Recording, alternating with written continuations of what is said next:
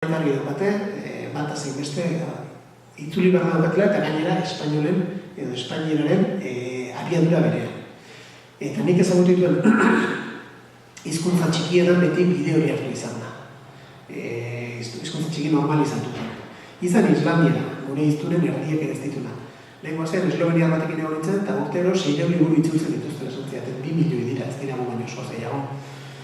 Baina, orain zinemaldian, hor handia, baina gainontzekoan, hau da, nolabait esateko eta beste dozein zinemaldi ez donosti.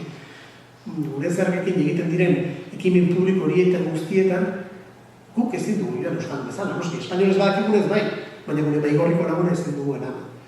Eta guk ere euskaldun bezala zendu ikusi, euskalduntasun horri uko egiten dio gure horrian bai. Eta gainera, tristena iruditzen zait, beste elementu batzuen aldean da. Literatura itzultzea kaso, apustu handi bat izan marko da, baina barestia da. Sitgeseko festivalean ikusten duzu nola egiten dituzten, ez? Ortinez jaren den bat. Versión original, katalá, castellà, anglès. Benetan. Ez da kostatzen. Kostu bat izango du noski, baina horri handi batean borondate kontua da. Eta isialiaz ari garenean,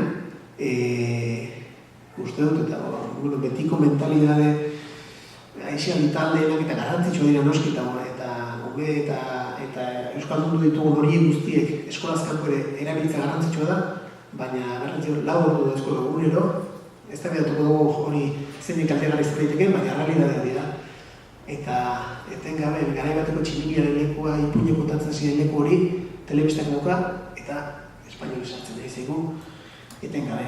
Orduan, pixkat ere, begiratu barko dugu zertan ari garen. Hau da, adibidez Katalunian daukaten lehiletako bat, motibuetako bat, gaur egun, zera publikoek ez dutela katalanez egiten, errepublika batekin zeun katolatuko duzu zure espazio radioelektrikoa, nork eta zeren arabera emitituko duen. Hori gabe ere, nik uste posible ditzatekela, telebistako plataforma batia eskatzea izu, hemen hainbeste bestero dauzkazu, mesedez, errespetu pixkatekin, guri gustatzen zaizkigun, hau da, aixiali ere hori ere euskaldun du behar dezagun. Eta gainera, eta horrelako neurriak ere, beste ere pribatu baten eta askotan beldur handia dokagu, oso kontuz hartu behar da egia da. Inork ez dezan sentitu ezertara behartzen ari zarenik, baina katalanek horretan, nik uste dut oso ondo asmatu dutela adibidez merkataritza legetan, eremu finkoak derrigorrez katalanez egon behar dira. Nik Bilbon eroz eta menu gehiago, jatetxe gehiagotan, badauzkagu menuak ingelesez ikusten duzu. Eta noski, ez dagoenez legerik, euskaltza lehenengo jezukate euskaraz. Eta katalanek adibidez oso ondo egin zuten legean, konsumitzaileen eskubideak aitortzelako orduan argi esan, edozein konsumitzaileek dauka atender, itzaren zen, desera atenditu izateko eskubidea, katalana zein gaztelera erabile. Ez du esaten merkatarian jakin behar duela, ez talde nola degustat, hau da, ez dizu imposizio egiten, baina ezkeran terminologia aldaketa da. Kontsumitzaileen eskubide bera dauka bere hizkuntzan egiteko. Piskat, hau da, eta hori eta hau dena, gaur egun legezkoa da, independentziarik izan gabe ere. Orduan, piskat horti jo nahi nuen, argazki bat manukan ere erakutsi nahi nuen nahi aurkitzen dizu. A ver... Ez. Londo de karpetak. Elokeri txiki bat zen, baina...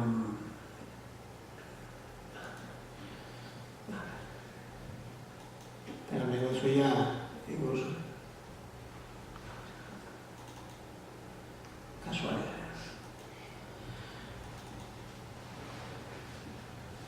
Uste da zerbait edo handitu behar dut.